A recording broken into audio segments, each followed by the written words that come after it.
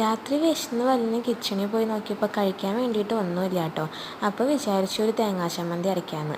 ഒരു തേങ്ങാമുറി എടുത്ത് ചിരകാൻ തുടങ്ങി. അതായത് ചിരകാൻ തുടങ്ങിയപ്പോൾ എൻ്റെ പ്രൊഡക്റ്റ് വന്നിട്ട് അവിടെയൊക്കെ വൃത്തികേടാക്കുന്നുണ്ട് കേട്ടോ.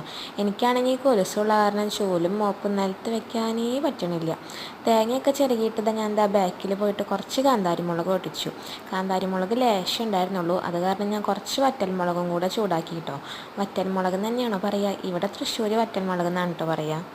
പിന്നെ കുറച്ച് ചുവന്നുള്ളിയും കുറച്ച് പുളിയും കുറച്ച് ഉപ്പും കൂടെ എടുത്തിട്ട് നല്ലോണം അരച്ചിട്ടൊരു ചമ്മന്തിയാക്കി കേട്ടോ.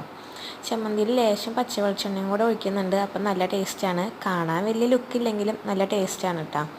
പിന്നെ ഞാൻ എന്താ തേങ്ങ ചിരകിയപ്പോൾ കുറച്ച് തേങ്ങ ബാക്കിയുണ്ടായിരുന്നു. എനിക്ക് ഈ മുട്ടയിൽ തേങ്ങ ചിരകിയതും പിന്നെ മുളക് പൊടി ഉപ്പും കൂടെ ഉണ്ടാക്കിയിട്ട് കഴിക്കാൻ ഭയങ്കര ഇഷ്ടമാണ് കേട്ടോ. അപ്പം ഞാൻ എന്താ ഒരു മുട്ടയും കൂടെ പൊരിച്ചു. അതാ അപ്പം നമ്മുടെ മുട്ട പൊരിച്ചത് റെഡിയായി. അതും നമ്മളുണ്ടാക്കിയ തേങ്ങാ ചമ്മന്തിയും കൂട്ടിയിട്ട് അടിപൊളിയായിട്ട് ചോറ് കഴിച്ചു കേട്ടോ.